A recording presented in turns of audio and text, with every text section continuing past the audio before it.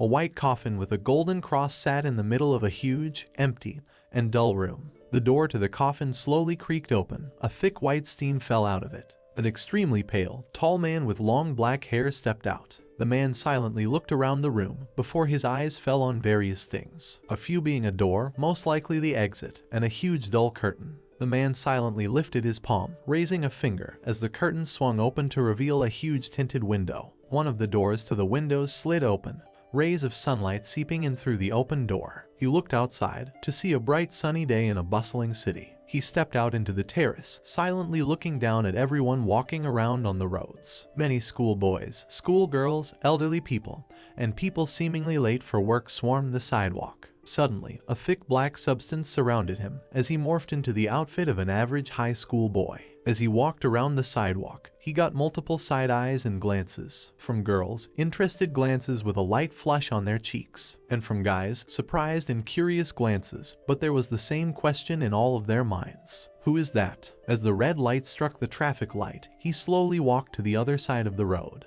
And just after walking for a while, he reached the school campus entrance. After a while of walking, he noticed the commotion as multiple students rushed inside the school. Just when he was distracted with eyeing the students who were running, he felt a hand on his shoulder as a voice spoke, "Now isn't the time to be so carefree, bud." He turned around to see who it was, it being a red-haired boy, a bandage on his nose as he clutched onto the gray bag over his shoulder. The redhead's blue eyes widened as he flinched, staring into the other male's calm and unwavering gaze. The redhead thought to himself, "Who is this guy?" Before he was back to reality, realizing how much time had passed, and that he was the one who should hurry up. He immediately ran past the black-haired male, warning him as he left, "You're going to be late if you don't hurry up." As the redhead ran to the inside, questions like, "Was there someone this handsome at our school? And someone so eye-catching should be very popular, shouldn't he?" drowned his thoughts. He rushed into the school, shutting the huge metal entrance, complaining to himself about how late he got on the day that he's supposed to guard the gate. The black-haired male looked up at a pillar of the entrance that read "Ye Ran High School." The redhead spoke again, leaning against the other side of the metal door. "I can't let you off easy, especially cause you're in my class." The professor, who most likely punishes late students, paced back and forth in front of the group of latecomers, a wooden stick on his shoulder, which intimidated the students, to say the least. "Shinwoo-han, you're late again." The professor spoke, smacking the top of the redhead's head with the very same wooden stick. The redhead, who is known as Shinwoo, gave an awkward laugh to the professor to lighten the mood, but gave his friends a glare as they started to silently laugh at him. "Stop laughing," he whispered to them in annoyance as they started laughing even more. Suddenly, Shinwoo's eyes fell on Yuna, who was laughing along with his other friends at him. He mentally cried in annoyance, thinking why Yuna is here. He was soon pulled out of his mental complaining from the professor's loud voice that scolded, 5 laps for being late. All the students gasped in surprise, words like "what?" and 5 laps, leaving the students' mouths as they cried out in agony. As Shinwoo glanced at Yuna while she complained, the professor caught on and gave him a smirk. Shinwoo noticed the smirk and thought, "Why is the old man looking at me like that?" Before the professor spoke out, "If Shinwoo does 7 laps, others get to do 3. Shinwoo was baffled at the declaration, looking anywhere but his other friends as they slowly turned their heads to look at him. As Yuna looked at him with a pleading look, he couldn't help but melt. He agreed to do it, since he has got the stamina for it. And just as he said that, his 3 male friends swarmed him and started hugging him, ecstatic as they all thanked him. Yuna looked at him thankfully, causing him to get nervous and look away. His face slightly flushed as he chuckled awkwardly. While running the 7 laps, he panted and stumbled around, trying to catch his breath as he thought that he must be aging. His body's definitely nothing like how it used to be. Everyone but Shinwoo, now that they all had completed their 3 laps, went over to pick up their bags and head back to their classes. Suddenly, the professor heard footsteps following into the school grounds. He quickly turned around to find the black-haired male. They both stared at each other for a while. Before the professor spoke, "Did you just get here?" An intense and awkward silence filled the room as he awaited a response. Receiving no response, the professor went on with speaking. "For a second there, I didn't even think you were tardy." He paused, before continuing on, "You are just so confident." After another short pause, the professor spoke yet once again, declaring that he has never seen him before. As the professor examined the black-haired male from every angle, a breathless, panting voice spoke up, "My God, I'm done," said Shinwoo as he felt like he is going to die. When Shinwoo looked up, he recognized the black-haired male. "Hey, you're the professor questioned Shinwoo if he knew this guy, pointing at him. Shinwoo shook his head, scratching the top of it as he gave a response, telling him that he never seen this dude except of this morning. The professor raised an eyebrow at that response. "Is that so? So you have never seen this guy before, either? Huh? It's your first time, too?" he questioned, before theorizing that maybe he is a transfer student. He suggested that the whole school would know of somebody with a face like that, looking at this guy's build. He rapidly pointed at the black-haired male as he calmly and quietly stood in front of the two. The professor agreed with Shinwoo and questioned the black-haired guy if he is a new transfer student here. There was an awkward silence before the black-haired male just gave a short nod, indicating that indeed he was a new transfer student. The other two, the professor and Shinwoo, crossed their arms as they looked at each other with pride. Soon enough, the professor turned back to the black-haired male. "You should have told me about this being your first day earlier, bud." He laughed it off before asking, "So, which school are you from, new guy?" To which there was no answer. "Not very talkative, are you?" the professor questioned. "Who taught you your manners?" to answer just with a nod. The professor couldn't help but get impatient. "Answer me, you." He was cut off and silenced by the black-haired male's answer. "ZDLKQW Arayachkfi."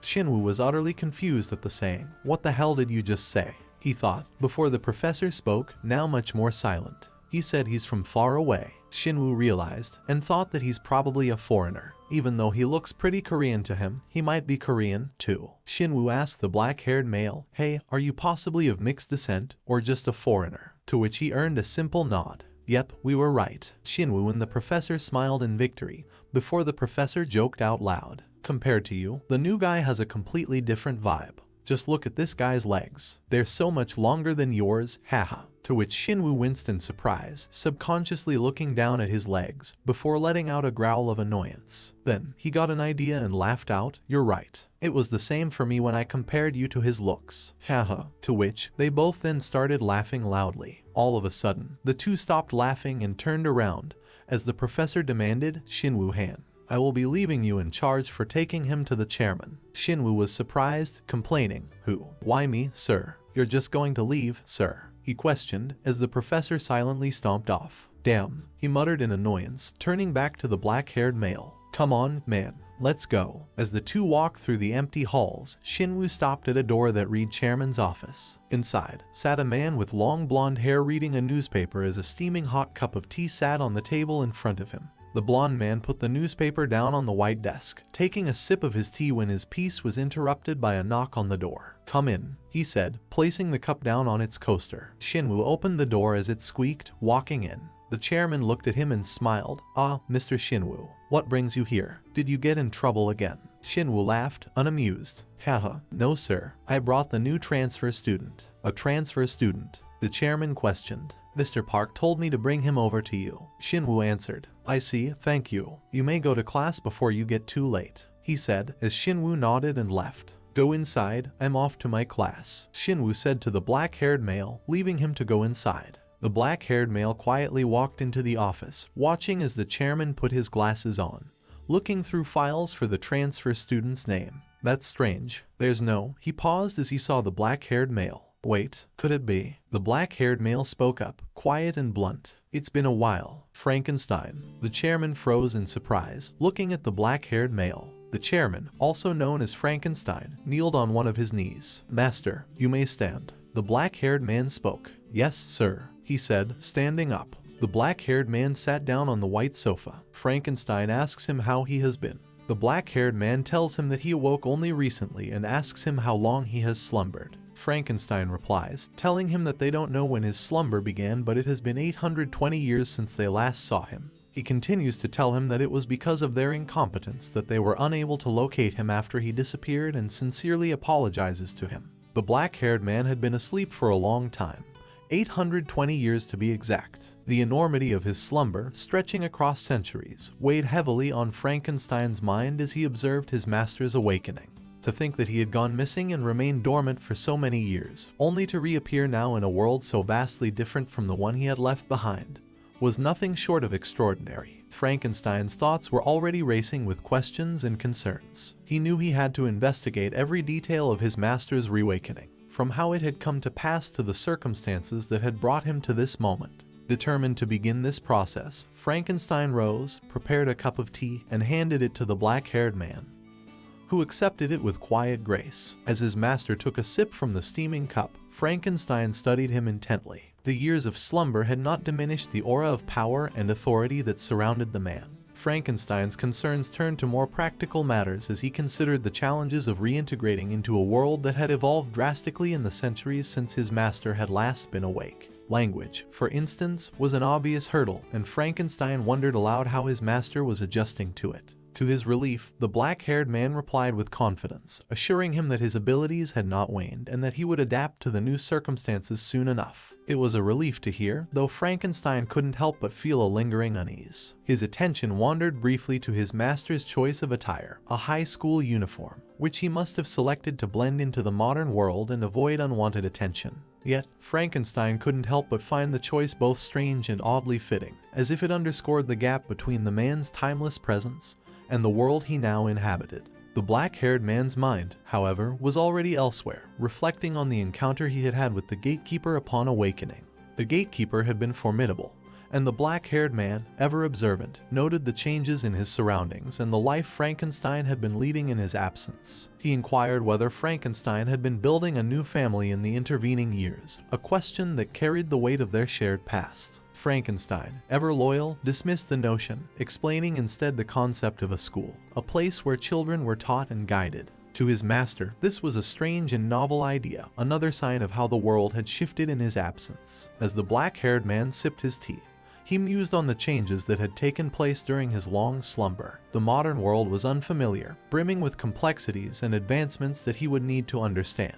It was clear to him that there was much to learn if he was to navigate this new era effectively. Sensing his master's thoughts, Frankenstein assured him that he would prepare everything necessary to ensure a seamless adjustment. Bowing deeply, he reaffirmed his unwavering dedication to his master, silently vowing to stand by his side as they ventured into this strange new world together. The weight of centuries hung between them, but so too did the bond of loyalty and trust, unbroken despite the long passage of time. Mr. Park stood in front of the classroom, introducing the new student to his peers. The moment the black-haired boy stepped forward, the room was filled with an electric energy. The girls stared at him with blushing admiration, captivated by his presence, while the boys couldn't hide their jealousy. It wasn't the first time Mr. Park had seen such reactions from students when faced with someone particularly striking, but the intensity of it in this classroom was almost too much to bear. Despite the commotion, the new student remained calm and composed, exuding an air of quiet authority that only added to the awe he inspired.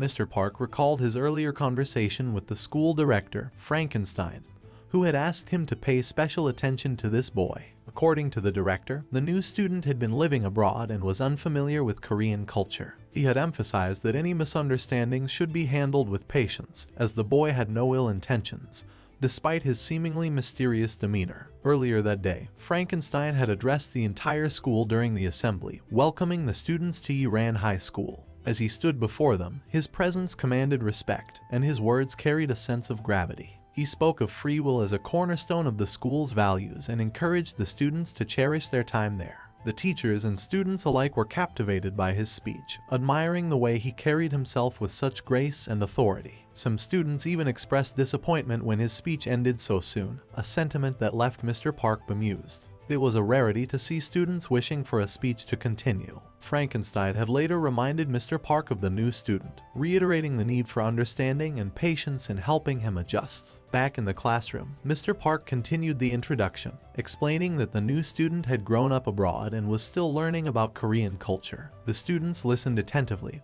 though one of them, Shinwoo, had been napping at his desk until he was startled awake, recognizing the new boy instantly. As Mr. Park turned to the new student for his name, the boy spoke words that sounded like gibberish to everyone in the room. A wave of confusion swept through the class, and even Mr. Park was at a loss, unsure of how to handle the situation. Just as the awkward silence threatened to stretch on, the boy introduced himself properly, stating his name as Cadis Etrama Di Raizal. The class buzzed with reactions, with some marveling at the regal-sounding name while others were left wondering how to even address someone with such a long and unfamiliar name. Shinwoo, always quick to speak his mind, pointed out that the new student could speak Korean, though the boy modestly claimed he wasn't fluent. To everyone else, however, his speech sounded perfectly natural. When asked how they should address him, the boy replied with indifference, stating they could call him whatever was most convenient. This only added to the intrigue surrounding him, as the students tried to make sense of his enigmatic demeanor. Shinwoo, ever observant, suddenly realized that the boy wasn't addressing Mr. Park with the customary respect typically afforded to teachers. His bold announcement drew everyone's attention back to Mr. Park, whose expression shifted into a stern glare as he silently contemplated the challenge this new student might pose. The room settled into an uneasy quiet, with the students glancing between their teacher and the mysterious new boy. Though the atmosphere was tense, it was clear that the black-haired student had already made a strong impression. His presence was both unsettling and fascinating, and his introduction left the class with more questions than answers. Mr. Park, still processing everything, resolved to handle the situation as best as he could, though he couldn't shake the feeling that this student's arrival marked the beginning of something extraordinary. Mr. Park had been so caught up in the moment that he failed to notice the casual and informal way the new student had been speaking to him. However, it suddenly dawned on him, and his memory flashed back to his earlier conversation with the chairman. The chairman had specifically requested that Mr. Park show patience and understanding with the boy, explaining that he was unfamiliar with Korean culture due to his time abroad. Mr. Park sighed inwardly, realizing that he couldn't hold the boy's lack of formal speech against him, especially since he hadn't caught it in the first place. Just as he was grappling with how to handle the situation, Shinwoo, ever the instigator, spoke up, suggesting that the misunderstanding was simply a result of the boy's unfamiliarity with Korean customs. In an exaggerated display of mock seriousness, Shinwoo added that 5 seconds of Mr. Park's legendary armbar would be enough to teach him a lesson. Mr. Park's expression darkened, his tone laced with threat as he retorted that Shinwoo could take the punishment in the boy's place. Shinwoo, realizing he had pushed too far, immediately retreated into his seat, silenced by the teacher's glare. Turning his attention back to the new student, Mr. Park decided to address the cultural misunderstanding. He explained the importance of using honorifics and formal speech in Korean society, emphasizing that it was a way to show respect, particularly to elders and authority figures. The black-haired boy, however, simply stared back at him with a blank expression, his face betraying no sign of comprehension. Mr. Park sighed again, deciding to let it go for the time being. It wasn't worth losing his temper, especially since even Shinwoo had shown unexpected restraint in the situation. Gritting his teeth, he informed the class that they could save their curiosity about the transfer student for later, and instructed the boy to take the empty seat behind Shinwoo. As the new student made his way to his assigned seat, he glanced at Shinwoo, mentally noting that he had been the one rambling earlier. Meanwhile, Shinwoo couldn't help but wonder why Mr. Park had gone out of his way to explain things so clearly to the boy, and, more importantly, why the new student seemed to understand it at all. The strange dynamic between the two piqued Shinwoo's interest, and he resolved to keep a closer eye on his mysterious new classmate.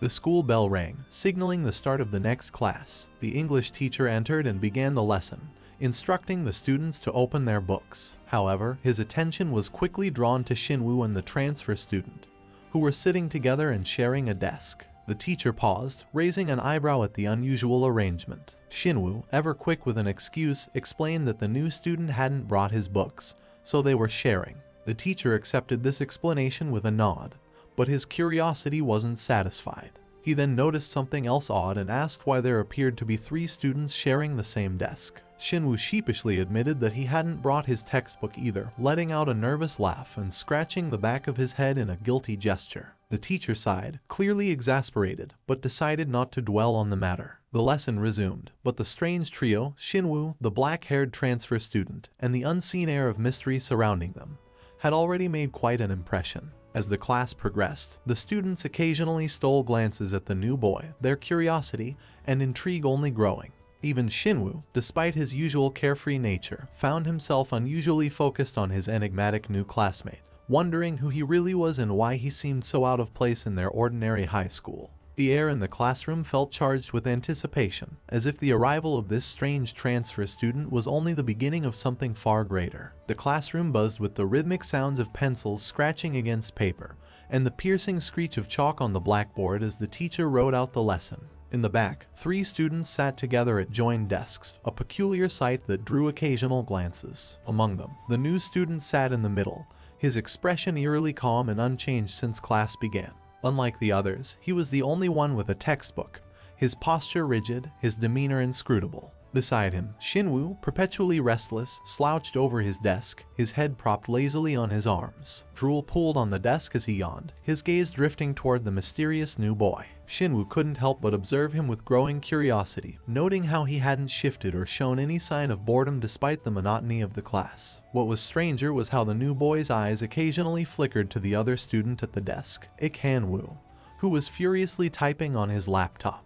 The rapid clicking of keys filled the air as Ik-Han moved his mouse with an intensity that baffled Shinwoo. He couldn't understand why someone would use a mouse so aggressively while taking notes. It was a sight Shinwoo saw every day but never quite got used to. His attention kept bouncing back to the new guy, trying to decipher his odd behavior. There was a peculiar aura about him, something that set him apart from everyone else. Even during recess, when students from other classes came over out of curiosity, they hesitated to approach him. That strange vibe seemed to form an invisible barrier, keeping everyone at a distance. Shinwoo couldn't deny the undeniable appeal of the new student. The guy was undeniably handsome, something even he had to admit begrudgingly. But that handsomeness brought its own set of problems. Shinwoo noticed how the girls in the class constantly stole glances at him, their faces lighting up with blushes. Among them, the one gaze Shinwoo wished he could capture, his crush, Yuna, was entirely fixed on the new boy. She looked at him with unmasked admiration, her eyes sparkling with interest. Shinwoo groaned inwardly, feeling his heart sink. It wasn't fair. Why did he, by mere association of sitting next to the guy, have to endure the sharp glares of the other girls in the class? He sighed, realizing that no matter how much he tried to rationalize it, there was no competing with someone like that. The unfairness of it all made him want to cry. As he glanced at Yuna once more, watching her gaze linger on the new boy, his frustration bubbled into silent despair. From the front of the classroom, Mr. Park noticed the commotion Shinwoo was causing. The boy's dramatic expressions and muffled sounds of distress didn't go unnoticed, but the teacher decided to let it slide. It was the end of the week, and with the new student's arrival causing enough disruption, Mr. Park figured there was no point in adding to the chaos by scolding Shinwoo. He sighed and turned back to the board, letting the minor disruption pass for now. Meanwhile, far away from the classroom's lively atmosphere, Frankenstein stood alone in a dimly lit room. Before him stood the same white and gold coffin from which the black-haired man had emerged, its intricate design gleaming faintly in the low light. The room was heavy with silence as Frankenstein examined the coffin, his mind racing with questions. The building housing it had been constructed just 4 months ago, and purchased only last month by someone who didn't seem to exist. Everything about it was shrouded in mystery, meticulously planned with an almost unnatural precision. No one had lived in the building. There were no traces of its owner. Frankenstein's thoughts turned over the layers of mystery, his mind struggling to distinguish between coincidence and intention. It was clear that no one, himself included, could have predicted that the black-haired master had been asleep within the coffin. The sheer improbability of it all unnerved him. He wondered how much of it was deliberate, how much was fate. If even one individual had been involved in orchestrating this, then the implications were staggering. His mind wandered deeper into the unknown, considering the possibility that forces beyond his understanding had been at play. The eerie stillness of the room seemed to echo his thoughts, amplifying the weight of the unanswered questions that lingered in the air. The black-haired man sat in the chairman's grand office, the room steeped in an air of quiet refinement. Frankenstein, ever the dutiful servant, placed a cup and saucer before him, the steam from the hot tea curling delicately in the air. Frankenstein had spent the day investigating the site where his master had awakened, and his findings left him troubled. The building, recently constructed and purchased by a mysterious figure who didn't seem to exist, had been an enigma. Everything about the place suggested careful planning, as though its purpose was to house the slumbering master in secrecy. The coffin, an ornate and holy artifact, had been the only thing that stood out in the otherwise unremarkable structure. Frankenstein puzzled over how anyone could have known the precise location of his master's sacred slumber, a place chosen in secrecy before entering the centuries-long rest. The sheer improbability of the situation gnawed at him. If even one of the factions they once knew was involved, it would change everything. The black-haired man, serene and composed as always, listened with mild curiosity. He acknowledged the changes that must have occurred during his absence, noting how the world had grown larger and more enigmatic. Of all the factions that existed, the ones that had always been powerful, he observed that it was the humans who had undergone the most remarkable transformation. Once the weakest and most overlooked, humanity had surpassed its limits time and again, adapting with astonishing speed. Their systematic integration into society had amplified their influence, and their progression seemed unparalleled. The black-haired man mused over this evolution with detached admiration, recognizing humanity's unique ability to adapt and thrive. Frankenstein, on the other hand, admitted that he had distanced himself from these changes after his master's disappearance and was unfamiliar with the details of human advancements. Now that his master had returned, Frankenstein resolved to monitor human movements more closely, intending to uncover the truth behind the circumstances of his awakening. As he reflected on his master's demeanor, Frankenstein noted how little had changed. Despite the centuries of slumber, the black-haired man's nonchalant attitude remained the same, unshaken by the passage of time. Curious about his master's new experiences, Frankenstein inquired about the day spent in class. The black-haired man's reply was as calm and cryptic as ever, describing it as a new experience. Frankenstein, relieved that it hadn't been a negative ordeal, turned his attention back to his master, only to be startled by the sudden admission of a potential issue. The black-haired man mentioned a problem with his power, an unsettling thought that caused Frankenstein to pause. His master's abilities were unparalleled, allowing him to connect with the minds of others and understand foreign languages almost instantly. A disruption in this ability was unprecedented and deeply concerning.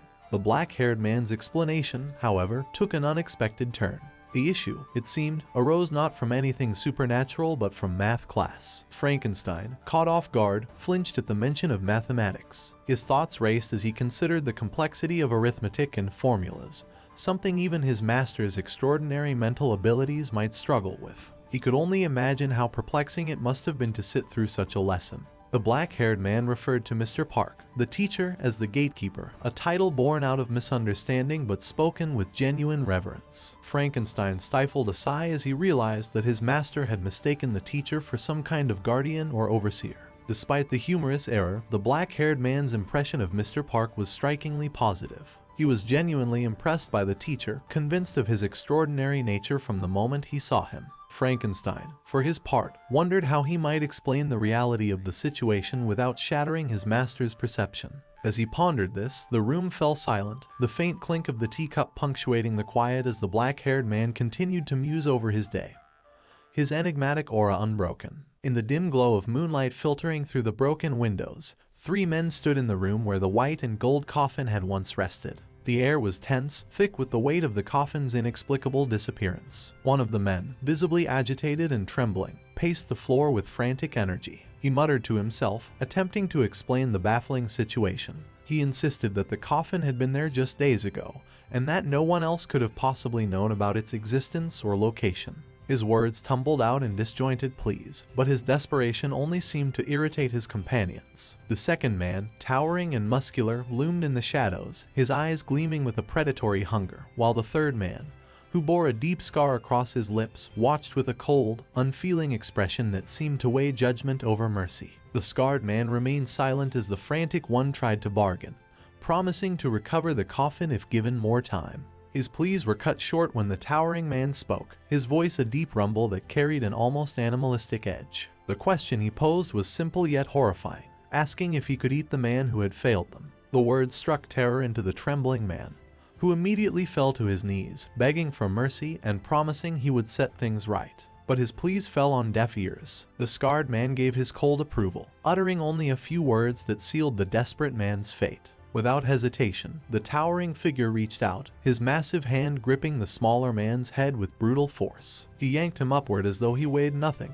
his sharp teeth sinking into flesh. Blood spattered onto the floor in heavy, rhythmic droplets as the man screamed in agony, his cries reverberating through the empty space. The tall man devoured him with savage efficiency, leaving only a limp, lifeless body crumpled on the floor. The scarred man, unfazed by the violent spectacle, stepped forward, his boots squelching in the growing pool of blood. He spoke with calculated calm, acknowledging the complications caused by the missing coffin. Despite the gruesome scene, his focus remained on the mystery surrounding the artifact, convinced it held special significance. He decided to stay and investigate further, his gaze dropping to the mangled corpse with nothing but disdain. The tall man, still licking his bloodied lips, asked if he should clean up the mess, but the scarred man waved him off, his tone indifferent. He dismissed the need for discretion, even as the other man voiced concerns about drawing attention. The scarred man was resolute, his orders clear. The room was left as it was, the air thick with the metallic stench of blood and the echoes of brutality. Meanwhile, at the school, the atmosphere was vastly different. The chatter of students filled the halls and classrooms, a stark contrast to the grim events that had unfolded elsewhere. The lunch bell had rung, signaling a welcome break from the monotony of classes. Shinwoo stretched in his seat, his usual energy returning as he glanced at the black-haired male beside him.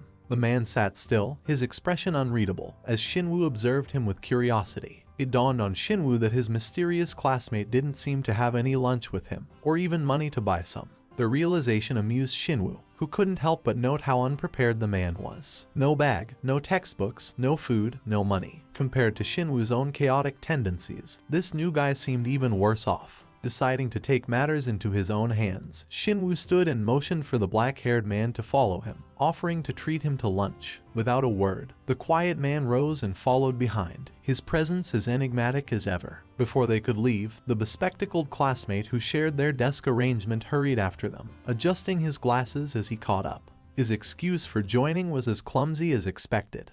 He had forgotten his wallet at home. Shinwoo sighed in mock exasperation, rolling his eyes at the predicament. Now he had two companions tagging along for lunch, both relying on his generosity. With a resigned shrug and a grin that suggested he didn't mind all that much, Shinwoo led the way, his small entourage trailing behind him as the classroom buzzed with laughter and conversation. For a moment, the ordinary chaos of school life carried on, oblivious to the dark events brewing in the shadows of the outside world. The three entered the bustling cafeteria, its atmosphere filled with the clatter of dishes, the hum of conversation, and the occasional bursts of laughter. As they stepped inside, all eyes seemed to turn toward the black-haired male, whose enigmatic presence caused a wave of hushed whispers to ripple across the room. Curious glances followed them as they moved toward the food counter, with students speculating about the stranger accompanying Shinwoo and Ik-han.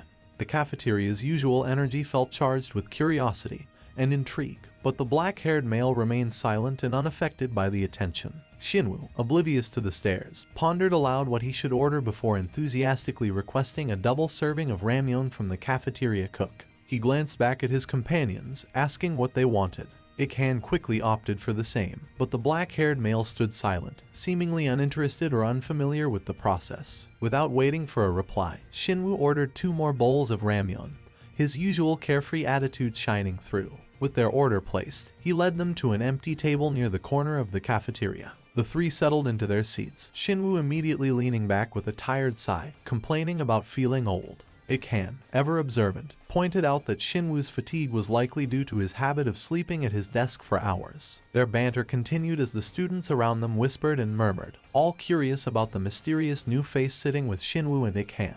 It was a scene that had become all too familiar to Shinwoo, who barely acknowledged the attention anymore. Moments later, the cook called out Shinwoo's name, signaling that their food was ready. He stood and made his way back to the counter, grabbing the tray with 3 steaming bowls of ramyeon. Returning to the table, he set the tray down, and Ik-han immediately snatched up one of the bowls with surprising speed, prompting Shinwoo to comment on his quick reflexes. Without missing a beat, Shinwoo slid a bowl and a pair of chopsticks toward the black-haired male. The new guy stared at the items for a moment, his expression unreadable. Shinwoo, ever the helpful one, demonstrated how to separate the chopsticks, but the black-haired male's thoughts drifted elsewhere. In his mind, he imagined the chopsticks as wooden stakes meant to pierce his heart, an almost comical yet haunting vision that made him momentarily smirk. The absurdity of the thought lingered in his mind as he regarded Shinwoo, who continued encouraging him to eat, completely unaware of the black-haired male's strange internal musings. Ik-han, noticing his hesitation, asked if this was his first time having ramyeon. Shinwoo chimed in, pushing a small plate of kimchi toward him and explaining that the pickled side dish enhanced the flavor of the noodles. Tentatively, the black-haired male took a bite. The taste hit him instantly: garlic. His mind spiraled into another vivid memory, a surreal image of someone punishing him with garlic as a symbolic weapon of judgment. He briefly paused, convinced that the garlic was some kind of poison. Despite his inner turmoil, he muttered to himself, asserting that such an attempt would not work on him. His cryptic words earned him a puzzled glance from Shinwoo, who simply urged him to stop mumbling and start eating. As the black-haired male took another bite, he seemed to settle into the unfamiliar flavors, though his detached demeanor remained. When he finally asked if there was more, Shinwoo snapped in exaggerated disbelief, explaining that the noodles were absorbing the soup and that he should focus on eating before the best part, the broth, disappeared. Despite the odd dynamics at play, the three continued their meal, with Shinwoo slurping his noodles loudly, Ik-han enjoying his portion, and the black-haired male slowly acclimating to this mundane yet foreign experience. Around them, the cafeteria hummed with the noise of student life, the trio's presence blending into the lively backdrop, though whispers about the enigmatic newcomer lingered like an undercurrent of curiosity. The city, illuminated in vibrant lights, thrived with energy as the sun dipped below the horizon, leaving behind a blanket of twilight. The bustling streets below mirrored the chaos and noise of urban life, while high above, on the rooftop of a towering building, two figures stood in eerie silence, their presence overshadowing the lively scene beneath them. The man with a scar on his lip leaned against the edge, his sharp eyes scanning the horizon, deep in thought. Beside him, the tall, bulky man exuded an air of quiet menace, his towering frame barely illuminated by the faint glow of the neon signs below. They had been searching for the elusive coffin for days, but their efforts had been in vain. The scarred man reflected on the challenge, his expression dark with both frustration and amusement. The tall man broke the silence, questioning whether they had acted too hastily in dealing with their earlier victim. The scarred man dismissed the notion with a smirk, his voice tinged with a sinister satisfaction as he rationalized their actions. The unfortunate fool had served his purpose, if only as sustenance for his companion. He found amusement in the simplicity of their mission, even if it was beginning to test their patience. For him, the challenge was no deterrent. Anyone standing in their way would simply be eradicated without hesitation. As the two men spoke, their conversation shifted to a more ominous topic. The scarred man noted, with a grim certainty, that their earlier victim had likely begun his transformation. It had been nearly a full day since the bite, and the clock was ticking. The man's body would soon fail him if he did not feed. 3 hours was all he had left. The scarred man mused that this quiet city might offer the unfortunate soul a chance to stave off starvation, if he acted quickly enough. There was an edge of detached curiosity in his tone, as though he found the unfolding events an entertaining game to observe. The tall man grinned at the prospect, his teeth glinting in the dim light as both figures reveled in the chaos they anticipated. Meanwhile, in the dimly lit alleys far below, the city's night began to cast shadows over its quieter corners. A group of 3 schoolgirls walked together, their chatter lighthearted as they made their way home after a long day at school. The streets were empty save for their laughter echoing softly against the brick walls. Eventually, their paths diverged, and 2 of the girls waved goodbye to the third, Yuna, as they turned onto separate streets. Yuna continued along her route alone, her steps quick and rhythmic as she hummed a tune to herself. The quiet night wrapped around her like a blanket, broken only by the distant hum of the city. As Yuna turned down a particularly narrow street, a low, guttural growl stopped her in her tracks. The sound came from just around the corner,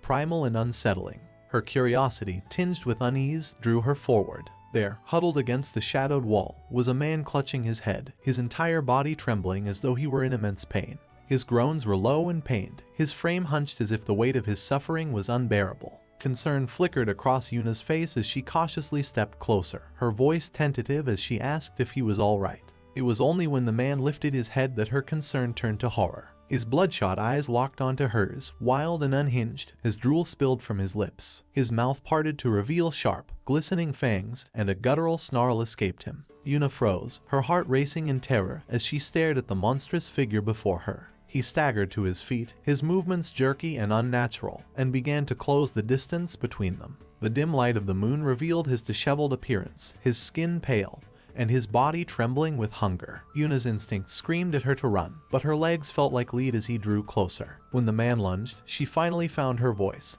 her scream piercing through the stillness of the alley. The sound echoed off the walls, a desperate cry for help that faded into the night as the predator overwhelmed her. The city, so alive and vibrant in its heart, remained oblivious to the horrors unfolding in its darkened veins. The moonless night shrouded the city in a veil of darkness, the faint glow of streetlights casting long, eerie shadows across the empty streets. 3 boys, Shinwoo, Ikhan, and the enigmatic black-haired figure, made their way home, their voices the only sounds cutting through the stillness. Shinwoo was grumbling in frustration, his usual competitive spirit deflated after another round of losing to Ikhan.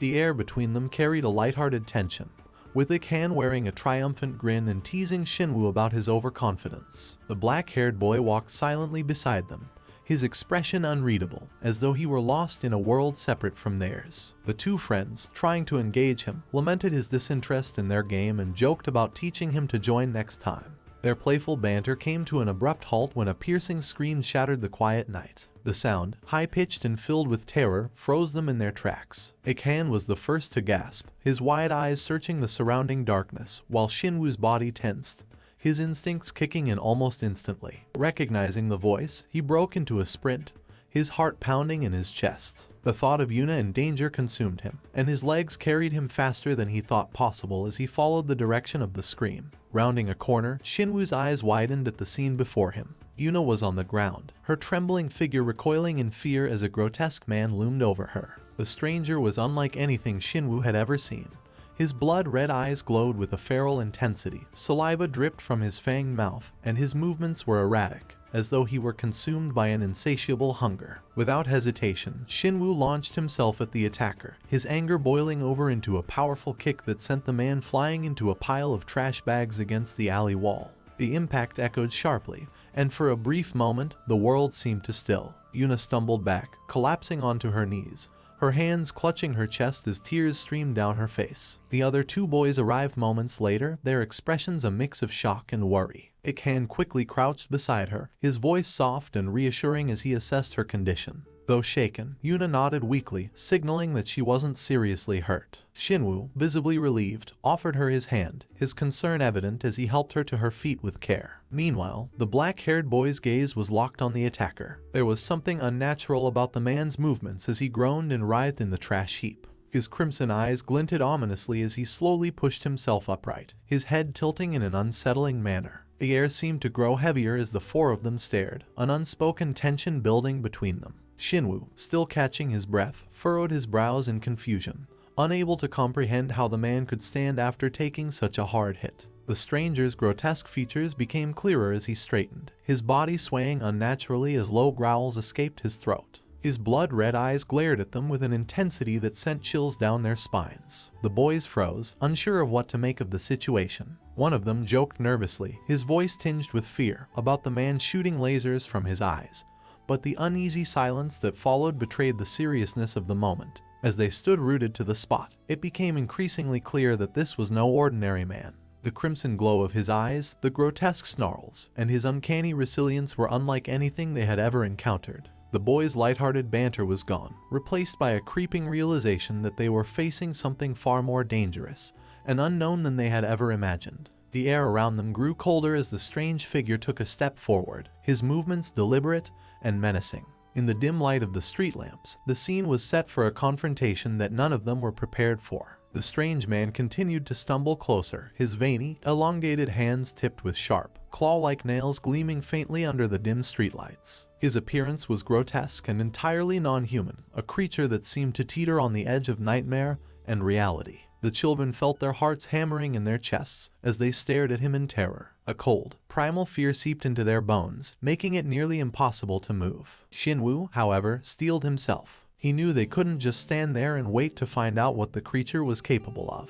His eyes darted around for something, anything, that could be used as a weapon. Spotting a large metal trash can filled to the brim, Shinwoo grabbed it with all his might, the adrenaline in his system lending him strength. With a loud grunt, he hurled the trash can at the strange man, aiming for his face. The heavy can collided with a sickening thud, knocking the man off balance. Trash spilled everywhere, scattering across the street in a chaotic mess. The grotesque man flinched and stumbled backward, groaning as he tried to regain his footing.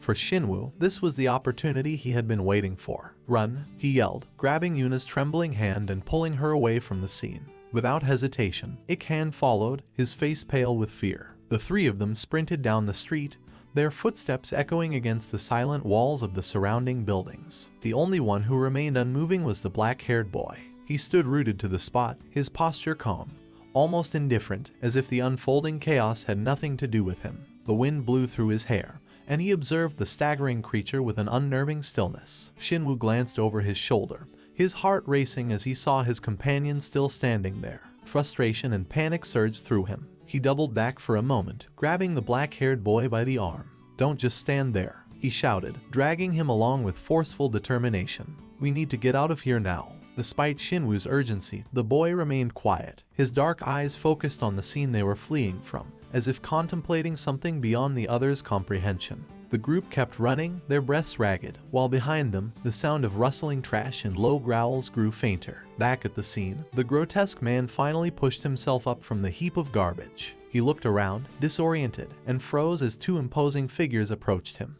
The man with the scar on his lip and his taller companion emerged from the shadows, their eyes gleaming with a predatory curiosity. The scarred man smirked as he surveyed the situation. The grotesque man cowered under their gaze, flinching as if ashamed of his failure. The scarred man spoke, his tone mocking and amused, while the tall man crossed his arms, his sharp eyes scrutinizing the creature before them. The grotesque man growled lowly, his blood-red eyes glancing in the direction the children had fled. He seemed both angry and regretful, his monstrous features twisting in frustration. The scarred man chuckled, finding amusement in the pathetic display. He remarked on the children, particularly the boy who had so easily overpowered the creature. It was an impressive feat, considering that even in his weakened state, the grotesque man was far stronger than any average human. Yet, the scarred man noted with a tinge of disdain, strength meant little if it wasn't put to proper use. The tall man agreed, dismissing the grotesque man as a failure for wasting his opportunity. As the two men assessed the situation, the scarred man's sharp eyes caught something lying discarded on the street. It was a school bag, likely dropped during the children's frantic escape. Intrigued, the tall man ordered the grotesque man to search it, his tone commanding and sharp. With trembling hands, the grotesque man obeyed, picking up the bag and emptying its contents onto the ground. Books and miscellaneous items spilled out, scattering across the pavement. Among the items were several peculiar books that drew puzzled expressions from all three figures. Titles such as 132 Ways to Win a Girl's Heart, How to Buff Up, and Practical Martial Arts lay exposed, their bright covers almost comical amidst the eerie tension of the scene. The grotesque man stared at the books in confusion, his blood-red eyes narrowing as he struggled to make sense of what he was holding. The scarred man and the taller figure exchanged bemused glances, their initial curiosity giving way to faint amusement. For a moment, the deadly tension seemed to dissipate, replaced by the absurdity of the situation. Still, beneath their smirks lingered the predatory intent that had brought them here, and the scarred man's eyes gleamed with cold determination as he turned his gaze back toward the direction the children had fled. The hunt, it seemed, was far from over. The group of children had run a considerable distance from the unsettling figure, their lungs burning and their legs trembling from exertion. They finally slowed to a halt, gasping for air and looking around to ensure they weren't being followed.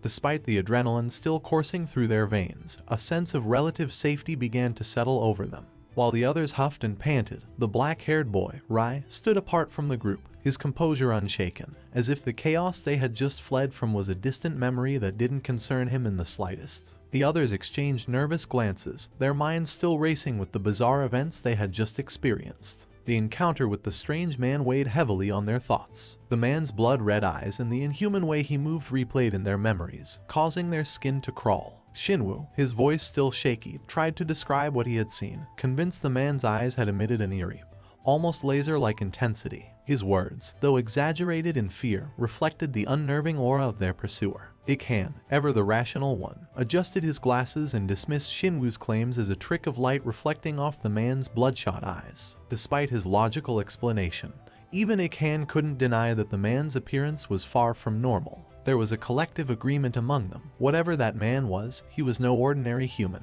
The group shifted their focus to Yuna, checking to make sure she was unharmed. Though visibly shaken, she reassured them that she hadn't been hurt. Her gratitude, however, was evident. She thanked Shinwoo for acting so quickly when she had screamed, her words tinged with emotion as she expressed her relief. Shinwoo, clearly flustered by the attention, scratched his head awkwardly and downplayed his actions, brushing them off as something anyone would have done. Still, Yuna's words and her faint blush didn't go unnoticed, and Shinwoo's awkward chuckle betrayed his discomfort at being the center of her gratitude. Yuna's attention then shifted to Rai, whose calm demeanor remained unshaken despite everything.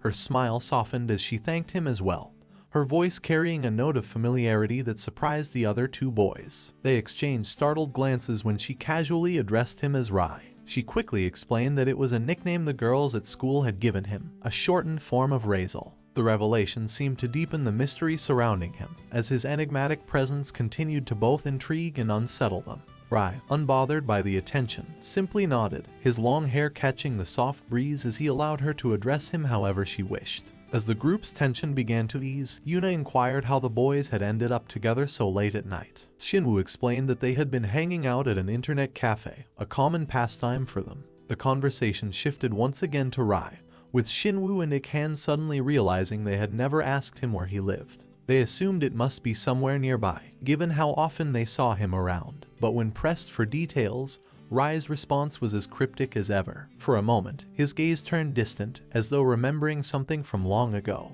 In that brief moment of silence, Rai reached into his coat pocket, his hand brushing against something that brought to mind an earlier encounter with Frankenstein. He recalled the butler's words clearly, "Master, use this when you are in trouble." Intrigued, the others watched as Rai rummaged through his pocket and finally retrieved a folded piece of paper. He handed it to Shinwoo without a word, his expression unreadable. The group huddled around the paper, their curiosity growing as Shinwoo unfolded it. To their surprise, the paper contained a photograph of the school's chairman. The three of them stared at it in confusion, wondering why Rai would be carrying such an item. It wasn't until Shinwoo turned the photo over that the mystery deepened further. Written on the back was an unusual message, "I'm lost. Please help." Below the message was a phone number, presumably for contacting someone who could assist. The group exchanged bewildered looks, their earlier fear momentarily forgotten as they tried to make sense of the peculiar discovery. The contrast between the terrifying ordeal they had just escaped and this strange, almost absurd moment left them more puzzled than ever. Rai, as always, remained silent, offering no explanation for the bizarre item, his enigmatic nature leaving the others with more questions than answers. The children found themselves seated in the school chairman's opulent TV lounge, a space that exuded luxury and refinement.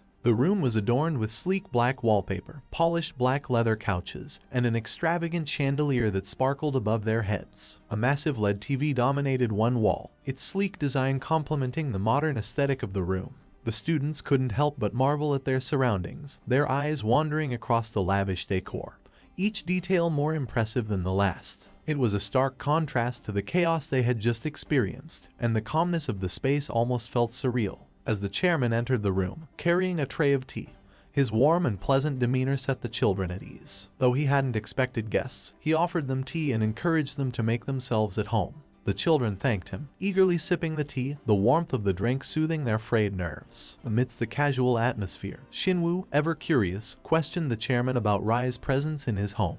Although the chairman internally flinched at Shinwoo's informal way of referring to his master, he maintained his composure and explained that Rai would be staying with him, emphasizing that he knew him personally. The children seemed satisfied with this explanation, though Shinwoo remained contemplative. The chairman, noting the late hour, expressed his surprise at finding all of them together. Ik-han quickly explained that they had spent the evening at an internet cafe with Rai. This prompted a brief moment of confusion for the chairman, as he was unfamiliar with the nickname Rai. The students clarified that it was a name coined by the girls at school, and that Rai himself had accepted it. Yuna added to the explanation, her tone light and cheerful, further easing the tension in the room. However, the mood shifted when Ik-han mentioned that they had encountered Yuna during a troubling incident. At the chairman's prompting, Ik-han recounted the events in detail. He explained how the boys had heard a scream and rushed to find Yuna being accosted by a strange man. Shinwoo had acted without hesitation, confronting the attacker and getting Yuna to safety. The chairman listened intently, his concern evident, but his expression turned serious when the story took an unexpected turn. Despite Shinwoo's efforts, the man had stood back up as though completely unaffected by the attack. Shinwoo, a special student renowned for his athletic abilities, was known for his skill in martial arts, particularly Taekwondo and Hapkido. The idea that someone could shrug off one of his powerful kicks was unsettling. The chairman's disbelief deepened as Ik-han and Shinwoo described the man in detail. His pale, sickly complexion, unnervingly thin frame, and animalistic features painted a chilling picture. The description of his strange eyes and unnerving presence left the chairman deep in thought. While Shinwoo's exaggerated claim about laser-like eyes was dismissed by Ik-han, the chairman couldn't shake the feeling that something was deeply unusual about the attacker. Though the students seemed relieved that Yuna hadn't been hurt and had managed to escape, the chairman's mind raced as he tried to piece together what kind of person, or perhaps creature, could have been capable of such a display. As the students chatted, the conversation took an unexpected turn when Shinwoo brought up the topic of lunch money for Rai. With a mix of exasperation and humor, he explained how he had covered Rai's lunch earlier that day, but his own funds were running low. The chairman, already burdened with his own concerns, seemed to freeze at the mention of this mundane but pressing issue. As Shinwoo pressed the matter, the chairman's mind spiraled into panic, wondering what he had gotten himself into. His glance flickered nervously toward Rai, who, in stark contrast to the growing tension, remained completely unbothered. Rai sipped his tea with an air of calm detachment, utterly unperturbed by the situation unfolding around him. Meanwhile, the chairman, drenched in sweat and consumed by a sense of impending doom, could only nod distractedly as Shinwoo continued his plea. The atmosphere in the room had shifted from one of awe to one of subtle unease. While the students remained mostly oblivious to the chairman's inner turmoil, they couldn't ignore the strange undercurrent of tension that lingered. The chairman, still lost in his thoughts, struggled to reconcile the events of the night and the peculiarities of his new guest. His unease was amplified by the realization that whatever mysteries surrounded Rai, they were far more complex than he had anticipated. Under the starry night sky, two men moved silently through the shadowy streets. One had a scar on his lips, a mark that seemed to deepen his perpetual scowl, while the other, taller and more composed, carried himself with a cold, detached air. Their steps were measured, their presence predatory, as they discussed a disturbing topic that hung heavy in the air. The man with the scar inquired about the whereabouts of another, an unsettling individual with red eyes and fangs, whose recent activities were a grim matter of interest. The taller man revealed that this individual was nearby, indulging in what he referred to as a meal, which both men knew meant the consumption of human flesh. He remarked that the vampire had succeeded in his hunt this time, though he barely managed to secure his meal in time. The mention of this hinted at a precarious existence, one where failure was just as likely as success. The scarred man speculated on how long the vampire might last, his tone laced with grim certainty. The taller man agreed, noting that the end was inevitable, whether it came from a failed hunt or the hunter becoming the hunted. The outcome was always the same. Their conversation shifted to the matter of reporting the discovery of a coffin to their superiors. The scarred man expressed his disdain for the task, his face twisting with irritation as he begrudgingly acknowledged the need to fulfill their obligations. Yet, there was an air of defiance in his words, as though he were reluctant to conform entirely to the commands of higher authorities. His taller companion seemed to share this sentiment, finding some amusement in their shared resistance. Their conversation ended with a laugh, though the undercurrent of their words hinted at deeper conflicts and unspoken tensions. Meanwhile, in the opulent home of the school chairman, the atmosphere was calmer, though not without its own undercurrents of unease. Fish swam gracefully in a large aquarium, their movements a stark contrast to the weighty discussion unfolding in the room. Frankenstein, the chairman's ever-loyal servant, stood before his master, Rai, with a demeanor both respectful and concerned. He informed Rai that he had arranged for the children to be driven home safely, but confessed that their earlier story still lingered in his mind. The attack on Yuna troubled him deeply, and he began to voice his suspicions. Frankenstein speculated whether the assailant could have been a vampire, a thought that was as unsettling as it was plausible. His mind raced as he connected the attack to the larger mystery surrounding Rai's situation. He explained to his master that, during Rai's long slumber, a treaty had been formed between the factions, primarily aimed at maintaining peace and protecting human interests. Over time, humans had grown stronger, forcing vampires to regulate their actions to avoid exposure. In the modern world, vampires were unknown to the ordinary populace, unlike in the past. If the attacker had been a vampire, his actions would represent a significant breach of the treaty, particularly in such a densely populated city where discovery was almost guaranteed. Rai, however, remained calm and enigmatic, offering little clarity. He mentioned an uncontrollable desire that he had sensed, a hunger and rage far beyond what he had encountered in the past. Frankenstein studied his master carefully, trying to decipher the deeper meaning behind his cryptic words. If the attacker had truly been a vampire, it would be unthinkable for Rai not to recognize him as one. Yet, Rai neither confirmed nor denied this, leaving Frankenstein with a growing sense of urgency. He resolved to investigate the matter further, determined to uncover the truth and protect his master, who seemed to be at the center of a troubling mystery. As Frankenstein's thoughts swirled, his gaze fell on Rai, who was flipping through a small booklet he had prepared for him, titled Everything About Living in the 21st Century. The booklet was intended to help Rai navigate the modern world. Breaking the silence, Rai mentioned that Shinwoo had bought him lunch earlier that day, catching Frankenstein off guard. Apologizing profusely for his oversight, Frankenstein expressed his relief when Rai admitted he had enjoyed the meal. It had been his first time trying modern food, and it had suited his taste. Rai then mentioned his growing fondness for the place called school, a sentiment that brought a rare moment of relief to Frankenstein. His master seemed to be adjusting, albeit in his own unique way. Amid the conversation, Rai declared that his name would now be Rai, embracing the identity given to him by the children. Frankenstein offered a small smile, acknowledging his master's decision with respect. When asked about what he had eaten for lunch, Rai replied with a single word, ramyeon. The revelation left Frankenstein stunned. Overwhelmed with guilt and horror at the simplicity of the meal his master had been given, he dropped to his knees in a dramatic display of apology, vowing to do better in the future. Rai, as always, remained composed, his calm demeanor unshaken by his servants' theatrics. Yet beneath the surface, a web of mysteries and tensions continued to grow, their threads intertwining as events unfolded. The school bell rang, signaling the start of class, but the teacher was nowhere to be seen. The students sat in their seats, chatting and murmuring amongst themselves, while Shinwoo, Ik-han, and Rai remained together, their desks joined as usual. Shinwoo stretched and yawned, wondering aloud why the teacher had not arrived yet, while Ik-han was engrossed in typing away on his laptop. The steady hum of conversation was interrupted by the school's intercom crackling to life. An announcement informed the students that a horrific incident had occurred near the school. They were advised to head straight home after classes and avoid remote areas, sticking to groups for safety. The announcement left the classroom abuzz with murmurs of speculation and concern as the students tried to piece together what might have happened.